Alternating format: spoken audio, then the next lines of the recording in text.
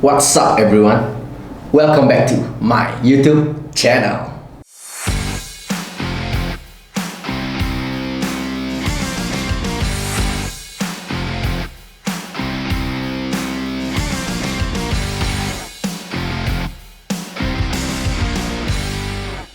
Oke teman-teman, selamat datang kembali di channel YouTubeku. Mohon maaf sebesar-besarnya nih, aku jarang upload karena terkendala beberapa hal.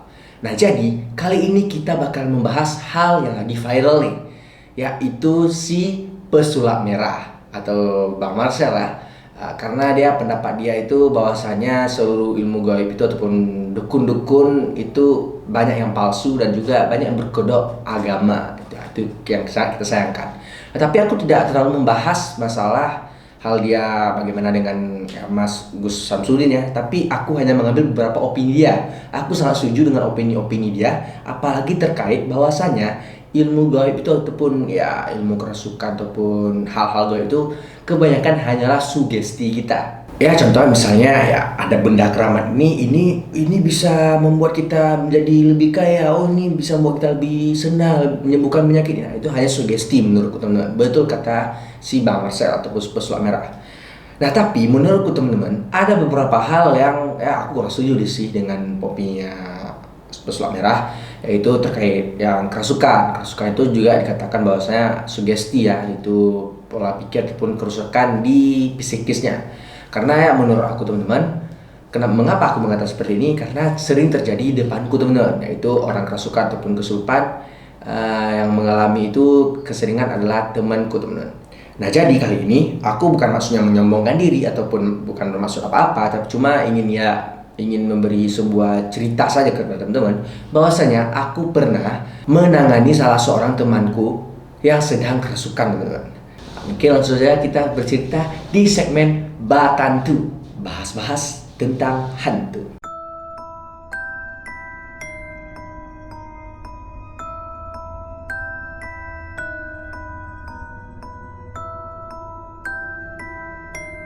Oke teman-teman, lagi-lagi nih ceritanya ini berasal dari organisasiku yang sebelumnya pernah cerita. Kalau kemarin kan di acara musyawarahnya nih. Nah kalau kali ini kejadiannya itu saat acara pelatihan peserta baru. Nah ini acara ini sangat seru teman. Acaranya berlangsung selama 2 hari 3 malam. Acara itu biasa kami laksanakan di sebuah aula dan kantor kami di bawah sebuah masjid. Nah kebetulan di bulan Juni kemarin organisasiku ini kembali mengadakan acara pelatihan peserta baru. Mana ya peserta baru yang telah kami rekrut ini ya mereka harus melewati tahapan-tahapan latihan dulu sebelum sah menjadi anggota dari organisasi ini. Acara itu sangat seru, ada belajar, bermain bersama, lalu yang dipelajari tadi juga dievaluasi kembali, ya berdiskusi, rapat, ya sebenarnya seperti latihan-latihan kepemimpinan dan juga bisa dikatakan seperti latihan pramuka. Nah lalu untuk para panitia itu tentunya ya para anggota-anggota dari organisasi ini, ya adik-adikku yang kemarin si Algi David itu ya teman-teman ya. Dan juga mereka juga menjadi fasilitator yang bakalan ya mengevaluasi pembelajaran adik-adik yang tadi. Ya aku juga hadir di acara itu. Ya aku hadir di acara itu bisa dibilang menjadi penasehat dan juga pengganti pematerinya jika pemateri yang kami undang tidak bisa hadir ya terpaksa aku harus menggantikannya. Mengapa aku bisa menjadi penasehat di sini? Karena yang paling tua di acara itu pada bulan Juni kemarin itu ya, cuma 5 orang. Itu ada aku, salah satu temanku, itu temanku yang menjadi ketua dari semua mentor, lalu ada seorang kakak dan juga ada seorang temanku lainnya. Nah yang paling ditunggu-tunggu di acara ini adalah di malam terakhirnya teman-teman, di mana di malam itu acara seremonialnya ataupun acara ya penyambutan adik-adik peserta baru ini ya kami ya ibaratnya ada sedikit drama-dramanya gitulah ya, dan ada surprise-nya surprise teman-teman, sorry. Di malam akhir itu juga banyak kegiatan yang diisi lah selain pengevaluasian panitia dan juga ya kami juga bermain bersama para peserta. Nah langsung aja nih ke ceritanya. Jadi kejadiannya ini tepat di malam akhirnya teman-teman. Nah jadi temanku nih yang jadi kepala mentor ataupun ketua mentornya ya. Nah dia membuat sebuah permainan di mana seluruh peserta ditutup matanya. Lalu mereka dibagi peregu dan juga dipimpin oleh panitia. Panitia juga ikut dalam permainan ini. Ya, panitianya menggiring si para peserta menuju ke pos-pos yang telah disediakan. Nah, di pos juga telah bersedia para panitia lain yang bakalan ya memberi edukasi, memberi pemantapan materi lagi kepada para peserta, dan juga ya mereka membuat sebuah permainan coba tebak. Ya si mentor itu namanya siapa, jika kalah tentunya ada hukumannya. Lalu pos yang kami gunakan adalah seluruh ruangan kantor yang ada di aula tersebut. Ya bahkan kami juga menggunakan ruangan gudang. Ya, karena kami merasa bahwa kekurangan ruangan saat malam itu. Nah selain itu si kepala mentor juga menyuruh panitia untuk mematikan seluruh lampu yang ada di aula tersebut, sehingga ya gelap lah aula pada saat ya lalu permainan berlangsung. Ya keadaan aula itu gelap dan hanya beberapa ruangan ya yang lampunya hidup, yaitu dapur dan kamar peserta, karena di kamar peserta ini ada peserta yang sedang sakit. Nah, lalu sedangkan di dapur tuh ya berkumpul lah adik-adik perempuan yang lain yang mereka bersedia untuk masak, tapi ya mereka bilang kepada aku, entar aja lah bang, terlalu cepat karena kita makannya pun juga agak tengah malaman ya kami. Nah jadi aku lupa mengatakan tadi bahwasanya di tengah malam itu biasa kami juga makan-makan bersama. Permainan terus berlangsung sekitaran 2 jaman. Bahkan ya aku dengan para panitia juga sempat jalan-jalan naik mobil. Lalu si kepala mentor menyuruh panitia untuk menghidupkan lampu karena memberitahu bahwasanya permainan telah selesai. Lalu para peserta dan panitia yang bermain tadi disuruh kembali untuk masuk ke dalam ruangan belajar. Sementara itu dia malah memanggil seluruh panitia yang ada di pos-pos tadi beserta dengan aku juga ya. Lalu ya kami sedikit rapat ya, kami sedikit ya merapatkan bagaimana bumbu-bumbu drama ataupun surprise yang ingin kami berikan kepada adik-adik peserta baru ini. Nah sementara itu teman-teman, nah ini ya kami sedang rapat ya. Di sisi lain aku juga dapat ceritanya baru-baru nih, yaitu ada beberapa panitia yang sedang menjaga para peserta yang sakit. Nah mereka mengatakan bahwasanya mereka mengalami hal mistis juga sebelum kejadian mistis yang ingin kuceritakan ini. Nah jadi ada 2 panitia sedang menjaga seorang peserta sedang sakit nih. Ya mereka sebenarnya sudah mengantuk malam itu, tapi mereka tahan-tahan, lalu mereka sambil ngobrol-ngobrol, lalu mereka merasa merinding teman-teman. Bahkan salah seorang menyadari bahwasanya mereka tidaklah bertiga, tetapi berempat. Ada salah seorang lagi yang sedang berdiri di belakang mereka, ya, dekat jendelanya lah. Sesosok makhluk berwarna hitam katanya. Lalu mereka mencoba untuk tidak memperdulikan makhluk itu, dan makhluk itu pun tiba-tiba pergi begitu saja. Tak hanya itu teman-teman, setelah makhluk itu pergi, langsung saja tiba-tiba di ruangan sebelah, tepat di samping kamar peserta ini, yaitu kamar panitia yang ceweknya pula. Nah di ruangan itu malah dapat kabar bahwasanya salah seorang panitia pingsan. Katanya sih kelelahan. Ya aku agak tahu sih si cewek ini ya, dia agak rajin masak di dapur biasanya kalau dalam acara-acara seperti ini. Nah balik lagi nih ke point of view aku tadi. Nah aku tadi kan selesai rapat ini bagaimana cara mensurprisekan adik-adik ini, bagaimana cara menyambutnya. Lalu di saat kami ingin memulai, kami ya ingin masuk ke ruangan belajar, tiba-tiba si kakak-kakak tadi nih yang aku katakan tadi nih, dia malah manggil kami nih yang para cowok, terutama yang paling tua ya, seperti seumuran aku nih. Itu yang mengatakan bahwasanya lihat tuh ada panitia yang pingsan. Langsunglah kami berlari ke kamar panitia yang cewek. Memang benar di kamar panitia itu memang ada yang pingsan dan badan sudah menggigil, dan ya ada adik yang cewek-cewek lain malah mengerumuni dia.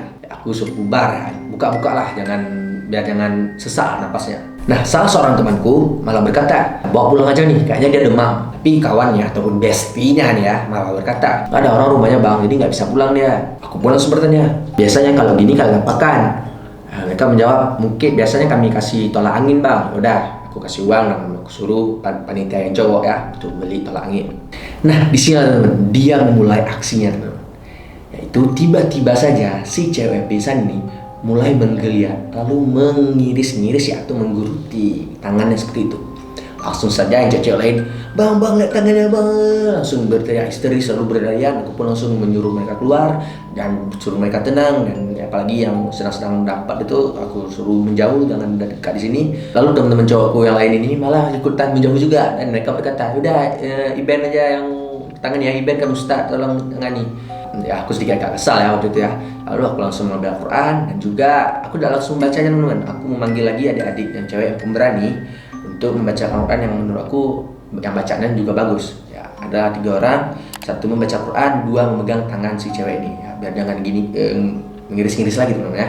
Aku pun duduk di atas kursi. Aku pun terus melihat si adik yang sedang kesurupan ini. Dia terus menggeliat. Aku pun saja juga melihat ke cermin yang ada di ruangan tersebut. Lalu berpikir nih, wujudnya bagaimana ya? Pengenlah lihat wujudnya. Seseorang berkata, coba kasih nampak wujudmu di cermin juga boleh. Aku ingin lihat wujudmu. Aku ngomongnya itu pakai bahasa daerahku teman, itu bahasa Anu Jame. Bahasa itu mirip seperti bahasa Padang atau bahasa Minangkabau. Ya. Lalu ya dia merespon, dia kembali terus menggigil atau menggeliat. Aku makin kesal karena ya gimana ya, aku dengan adik-adik ini sudah terlalu akrab, terlalu berbesti gitu ya. Jadi aku mencoba memberanikan diri, aku sok jagoan, langsung saja aku memarahi si hantu yang sedang masuk ke adik ini. Aku bilang, "Woi, siapa kamu? Keluar nggak? Ini adik aku, jangan ganggu dia." Aku kata. Bahkan aku menawarkan diri, teman-teman. Aku mengatakan, kalau kamu pengen orang kerasukan, masuk aja ke aku lemah nih. Ayo coba masuk ke aku. Nah, dia tidak merespon, dia terus menggeliat. Aku pun semakin marah. Aku mengatakan hal yang sangat logika, teman-teman. Aku berkata seperti ini. Hei, ini masjid. Ya, ini masjid. Gak usah sok-sok klaim, gak usah sok-sok marah karena kami mengganggu tempatmu. Ya, ingat ini masjid. Keluar kamu sekarang dari adik-adikku. Dia terus menggigil, menggeliat gitu. Ya, untungnya tidak banyak perlawanan karena dia tertidur. Dan aku pun terus memarahi. Dan alhamdulillah akhirnya keluar dari tubuh si adik ini. Sebenarnya aku agak ragu sih karena ya dia masih agak tegang gitu. Cuma aku percaya karena sifat tomboynya juga kembali. Dan saat aku mencoba sok asik ataupun melawak di depan dia, dan respon dia masih sama seperti hari-hari biasanya. Berarti aku percaya bahwa ini sudah keluar. Aku pun menyuruh para panitia lain untuk memberikan dia teh ataupun ya tolak angin tadi ya sudah kami pesan. Aku pun kembali ke ruangan belajar. Ya, pengen lah ikut yang drama-drama yang kami buat rapat barusan tadi. Nah, sebelum aku masuk ke ruangan belajarnya, aku sejenak melihat peserta yang sedang sakit karena kan bersebelahan di ruangannya tadi. Aku berkata, "Adik, aman dik kan?" Ya, dia bilang, "Aman bang." Cara dia jawab pun aku percaya, nggak mungkin lagi nih tertular ataupun alah udah pergi hantunya nih, alah ada hantunya tuh. Oke. Kemudian masuk ke ruangan belajar. Ya, sejenak aku di ruangan belajar itu ya sedikit melihat teman-temanku berdrama gitu. Tiba-tiba diketok lagi pintu oleh para panitia. Nah, mereka berkata, Bayi Ben, pindah." Langsung saja aku berlari ke ruangan kamar peserta yang cewek. Aku langsung berteriak, "Mana kamu? Keluar kamu sekarang!" Aku kembali sok jagoan. Aku melihat adik itu ramai pegang di sekitaran ini 5 orang yang pegang. Ya, aku pun kembali mengambil Al-Quran, memberikan pada adik-adik. Tentunya adik-adik ini membaca Al-Qurannya bersama-sama. Aku kembali dengan cara aku tadi itu marah lagi. Lalu aku melihat adik-adik yang memegang ini, salah satunya sedang memegang di kaki. Lalu aku mengatakan, "Dek, jangan pegang di kakinya, tapi coba pegang di, mohon maaf, di arah kemaluannya." Saat adik ini memegang, tiba-tiba si yang kerasukan ini malah menatap tajam mataku. Aku pun menatap tajam kembali. Aku bilang, "Keluar kamu. Kan sudah aku bilang, ini bukan tempat kamu, ini masjid. Jangan kamu ganggu adik-adikku, gak usah sok-sok marah." Aku bilang. Dia pun tiba-tiba mengalihkan matanya lagi. Aku pun mulai bersifat seperti Joker, teman-teman. Ya, itu kayak senyum gitu. Aku bilang, "Hei, keluar kamu. Keluar, ini adik aku, jangan ganggu." Aku bilang. Nah, tiba-tiba dia malah merespon. Dia berkata, ini bahasa jamu, dia bilang, "Iyo ambo kadua." Langsung aku bilang, "Nah, dia namo ang." Aku bilang. Aku kembali ya dengan sifat sok-sok Joker gitu, teman-teman ya. Aku terus memarahi. Aku berharap dia kembali merespon perkataanku, tapi tidak ada. Yang ini sedikit susah ya yang kerasukannya, karena tadi kan tangannya seperti ini, tapi kalau yang ini tangannya seperti digenggam gini. Ya takutnya berpindah ke adik-adik yang 5 orang sedang memegang ini. Tapi dengan cara logika aku terus memain-mainkan dia, melawak dia, sok-sok hebat depan dia, dan juga memarah-marahi. Alhamdulillah akhirnya adik ini kembali sembuh. Dan akhirnya si peserta dan para panitia pada di sana aku suruh berkumpul di ruangan tengah aula. Ya, aulanya udah hidup lampunya ya. Aku menyuruh mereka berkumpul supaya tidak terjadi apa-apa. Ya, namun sayangnya ya mereka ada yang menangis haru, bahkan ada yang overthinking ya, yang mengatakan, "Bang, belum keluar nih yang si pertama tadi, kayaknya balik lagi." Aku bilang, "Enggak, udah aman." Ya, aku sungguh capek ya malam teman-teman, karena ya aku harus menenangkan adik-adik ini, aku harus bersifat seperti anak kecil, dan juga aku harus membencong-bencongkan diri ya, supaya mereka tertawa, walaupun mereka sedikit-sedikit nangis. Intinya aku menenangkan mereka. Bahkan aku juga masih sok jagoan, sifat sok jagoan aku ini masih ada. Jadi aku sok bisa melihat dia. Sebenarnya ya aku nggak bisa lihat dia, teman. Jadi aku mengambil sebuah kursi, lalu aku tatap seluruh ruangan kantor yang ada di sana. Aku berkata, kamu masih ada di sini kan? Jangan kamu ganggu adik aku." Nah, seperti si Firman ya. "Apakah kamu penguasa bumi ini?" Kenapa kamu yang kuasai bumi kah? Siapa kamu? Coba kamu siapa? Hei! Lalu aku dengan perasaan yang masih sok jago nih menyuruh salah seorang panitia cowok untuk membeli rokok dan kopi. Ya, aku meminta dia membeli sebatang rokok ini, dan setelah dia kembali membeli rokok dan kopi, rokok itu aku letakkan di ruangan kamar peserta cowok, teman-teman. Ya, aku keluar sambil minum kopi dan aku berkata, "Ada rokok sebelah nih, kalau mau rokok terus," aku bilang. "Sebelah tuh kamu." Nah, ternyata dia malah merespon dengan cara menggoyang-goyangkan bendera yang ada di ruangan gudang. Aku kata, oh sebelah nih. Ya, aku kembali ambil rokok tadi, aku pindahkan ke ruangan gudang. Lalu aku duduk kembali. Lalu salah seorang panitia cowok lainnya ingin masuk ke ruangan kamar tadi ya, kamar panitia cowok. Tapi malah terpental teman-teman dengan cara ditolak pintunya. Dan langsung mengadu, bang, aku ditolak pintunya kayak dia di ruangan tuh. Oh gitu. Lalu aku langsung ngomong nih, dah, rokok di ruangan ini. Kalau mau rokok ruangan ini, boleh juga, terserah. Yang penting jangan ganggu lagi adik-adik aku yang di sini. Kalau kamu ganggu lagi, aku tampar kau. Aku masih sok jagoan juga, teman-teman. Ya, aku kembali sok asik ke adik-adik perempuan ini, aku menenangkan mereka kembali. Aku tidak mempedulikan dia lagi sambil minum kopi ya. Ya, aku gila-gilaannya itu teman-teman sampai acara selesai. Sumpah sangat melelahkan teman-teman. Karena di malam itu juga aku mengisyaratkan kepada adik-adik yang cowok bahwasanya jangan tidur lah, takutnya pindah. Ya, acara drama juga udah selesai, mereka juga udah disambut, kami berkumpul bersama di ruangan aula. Ya, kami kenal-kenalan lagi dengan para peserta. Dan setelah itu suruh panitia dan peserta yang cewek suruh tidur. Dan sementara itu para yang cowok-cowoknya itu tidak tidur teman-teman. Ya, mereka bahkan mengatakan, bang, abang tadi ngerukiah ya si kerasukan. Aku mau bilang, aku bukan rukiah, enggak aku rukiah doh. Aku cuma marah-marahin. Setelah aku mulai memberi sebuah pelajaran kepada adik-adik ini bahwasanya jangan takutlah dengan hantu, tapi memberanikan diri saja. Nah, jadi teman-teman, mengapa aku menceritakan hal ini? Aku bukan bermaksud sombong, tapi hanya ingin beropini saja dan menceritakan pengalaman saja. Karena ya menurut aku bahwasanya kita itu lebih hebat daripada hantu.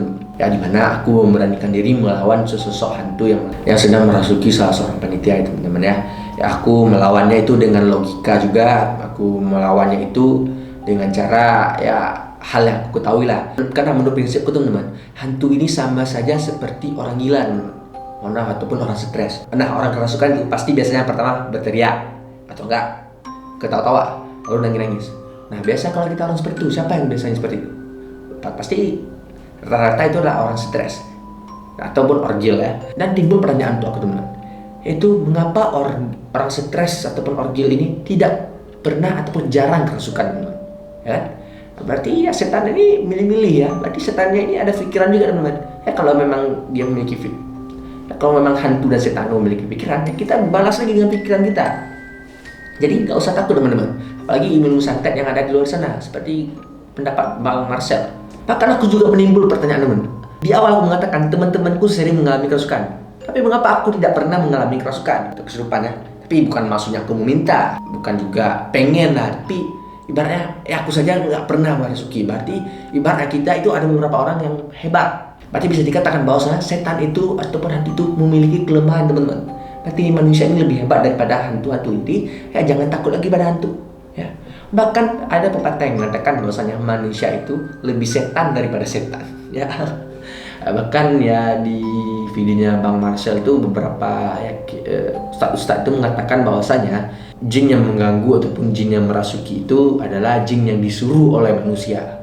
Disuruh oleh manusia, berarti manusianya lebih hebat daripada jin kan?